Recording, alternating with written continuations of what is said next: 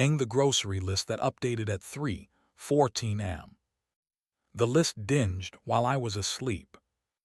At 3:14 a.m., my phone vibrated on the nightstand with that polite nudge Apple reserves for domestic life. Shared note updated groceries. I would have ignored it. Our grocery list updates itself like a needy plant, except my wife was asleep beside me, breathing evenly into the pillow she insists on flipping to the cool side. The screen showed a single line, strawberries checked off. In gray below it, edited by unknown. Unknown in our house is not a person, it's a dare. I lay still long enough to map the dark. The fridge sighed. A truck on the avenue dragged its blank roar past us. Lena murmured something I couldn't catch and turned toward me, hair across her mouth like a curtain. The list pinged again.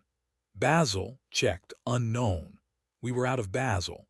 I knew this intimately. I'd scraped the last leaves into a pan the night before while the pasta waited like a witness.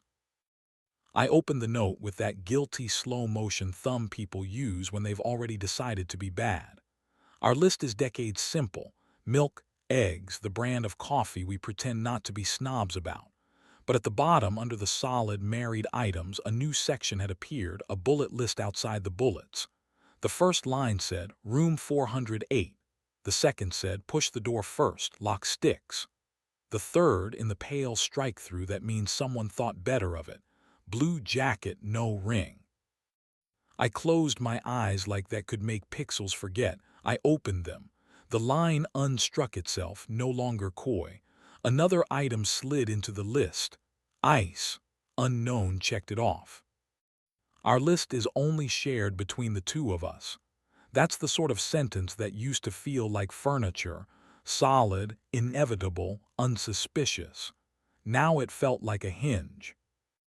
At breakfast, Lena tightened her ponytail with the elastic she keeps on her wrist for emergencies and lit the stove with the calm of a person whose day expects her. She wore the work sweater too soft to be respectable. Big install, she said. Sponsors coming to preview the wall. I'll be late. Sponsor, I repeated, because repetition has always been my cheapest form of courage.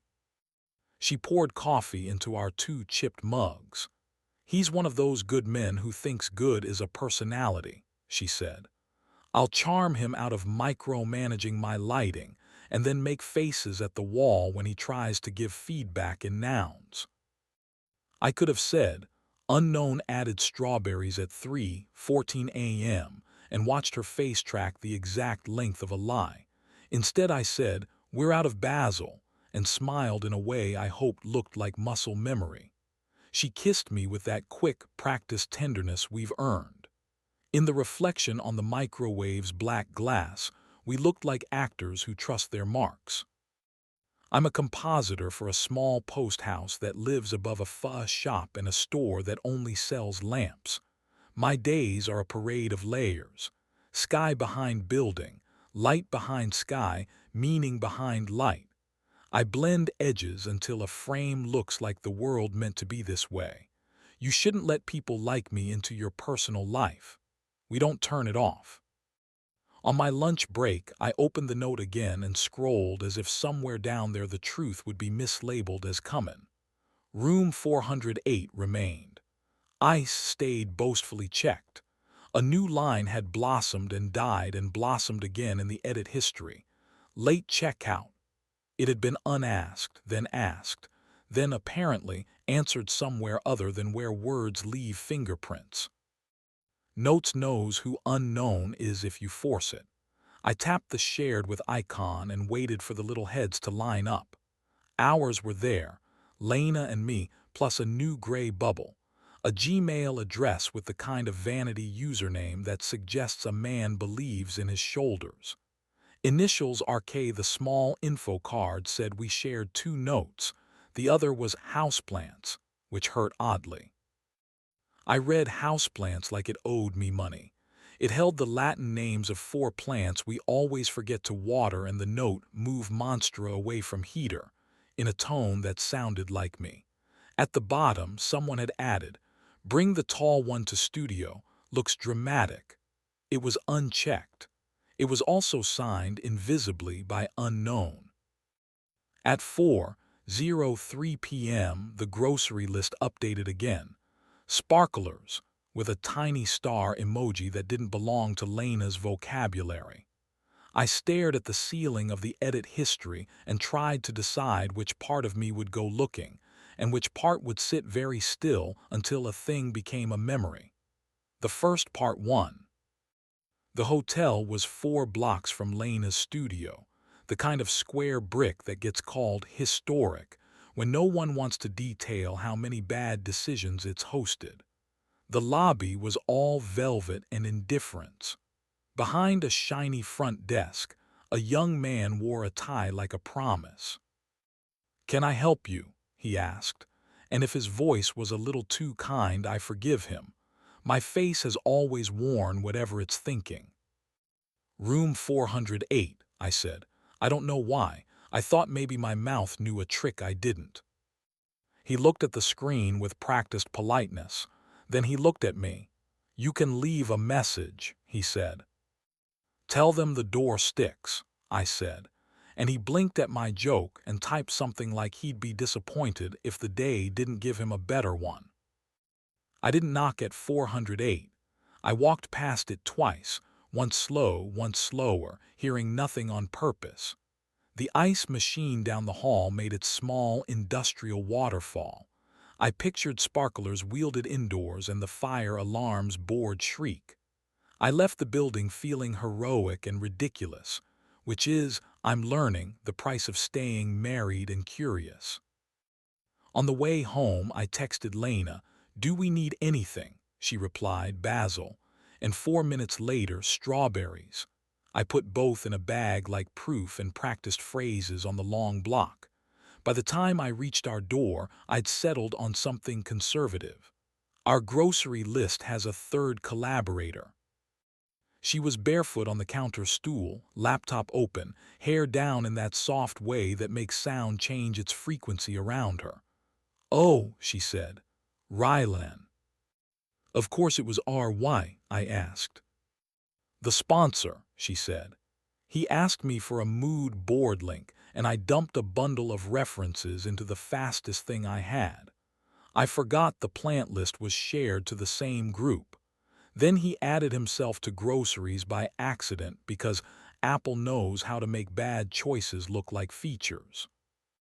"Room 408, I said, and the words landed on the counter between us like sharp fruit. She closed the laptop the way you close a book that has become impolite.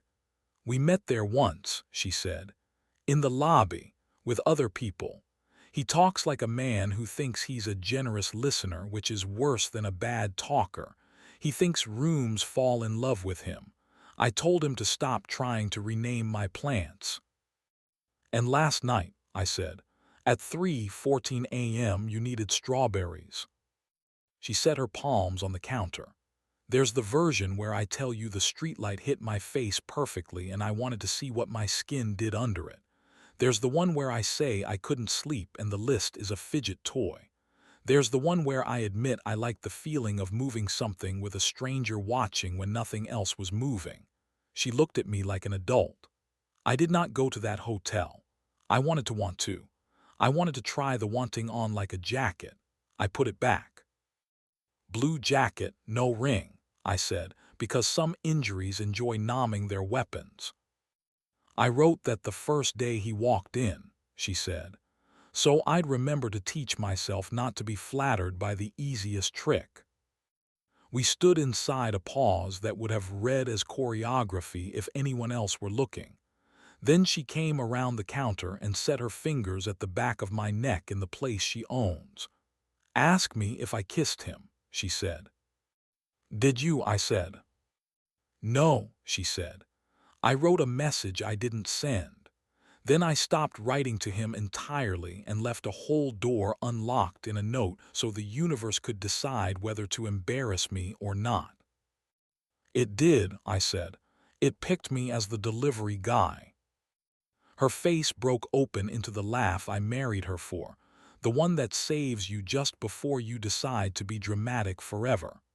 "I'm sorry," she said, "for editing the world instead of handling it." We ate strawberries with basil and neon grocery store mozzarella. We smiled at each other with the kind of effort that is not fake, it's expensive. When she touched my thigh under the table, I let the touch arrive with the authority it deserved. We went to bed like people who had negotiated a treaty and were curious about its language. She pulled me by the belt, not choreographed, just practical, and I went. We kissed like a recursion, past and now and almost all at once.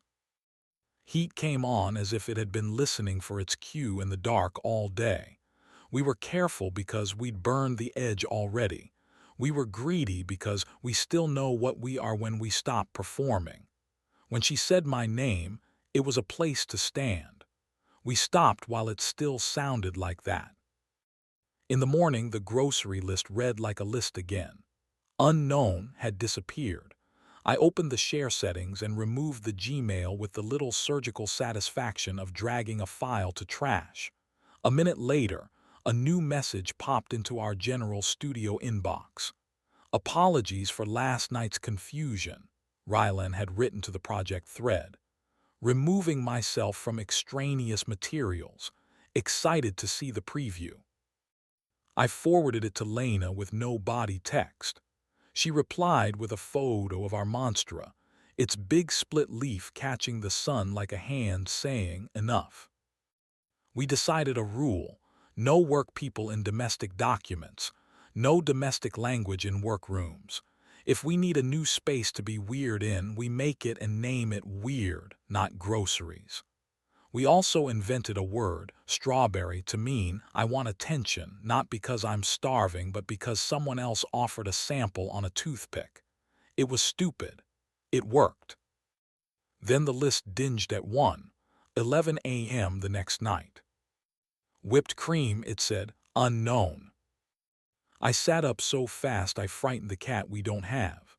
Lena's phone face down on the dresser lit, then slept. The apartment had that midnight tautness that makes pipes sound like gossip. I opened the details and saw that unknown was not the Gmail this time. It was a call number I recognized because I'd seen it printed on a chalkboard behind the bar of a place near the studio. Order by text, pick up curbside. I checked the edit history and saw the number had piggybacked on a public link we'd made months ago to share the list with her mother for a holiday menu, and never unshared. Someone at the bar had pasted the wrong number into the wrong task, and the universe had delivered it to my side like a cruel joke. I woke Lena anyway. I wanted to watch her face process it in real time. I wanted proof this room didn't have a trapdoor. She squinted, read, swore into the blanket, and then laughed, sleepy, relieved at the relief.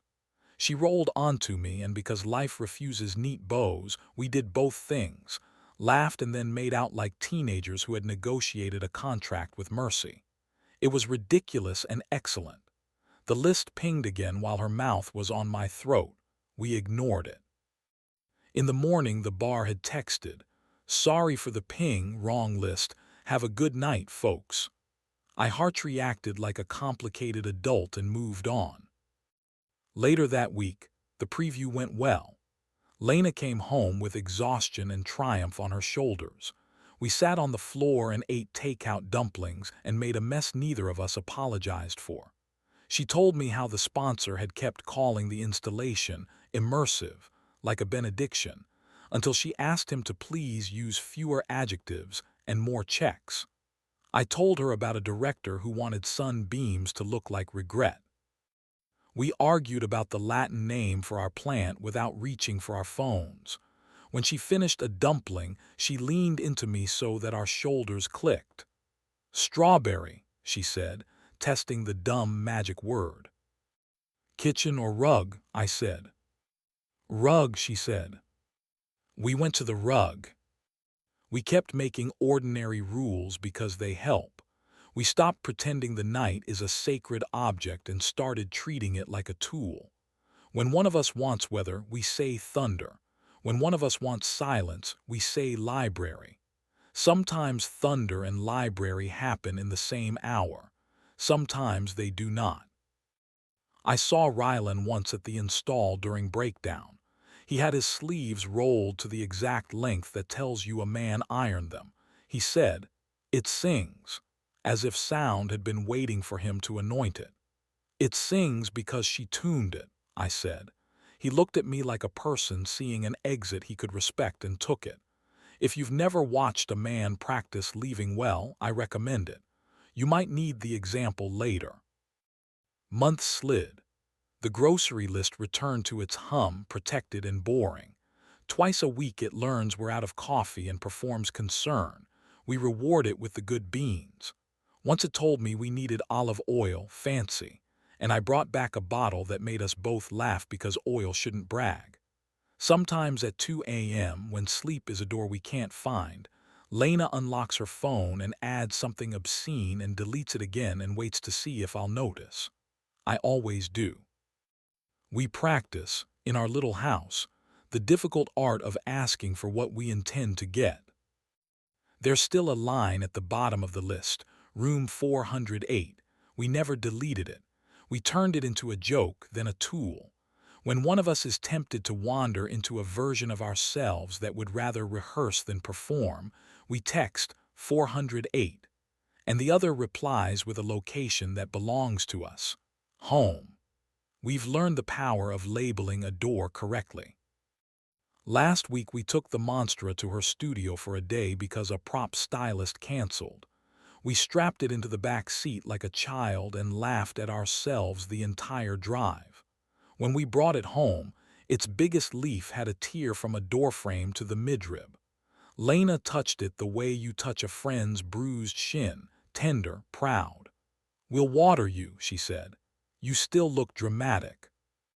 Sometimes late, the note app opens under my thumb like a habit that wants to be a sin. I scroll and the list is still the list. Milk, eggs, basil. Underneath, in a section we didn't mean to create, one item, strawberries, unchecked now on purpose. Every few days, one of us taps it, the other watches. We don't ask whether it was a text to a bar or a midnight flirt with gravity's wrong ideas. We accept the small confession. We eat the berries, we keep a plant alive. We give the night fewer chances to make stupid offers. We say yes to the ones we can live with. We fix the light and we kiss in it. If you're hopping, I threw the list into the sea or changed every password to a sentence that proves something. I'm sorry. I want a life I recognize. I want a room where a grocery list can be a grocery list again, and where thunder is not a code word but a thing we invite in and listen to until it passes, leaving the air honest behind it. Lena taps my wrist twice when she walks past me in the kitchen, a habit that started the week we became brave enough to be boring together.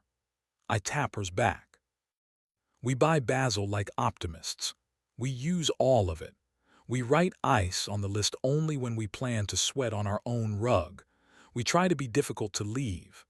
And when the list pings at odd hours, we let it be what it is, a machine trying to be helpful while we do the harder thing, be human on purpose with our names in this house.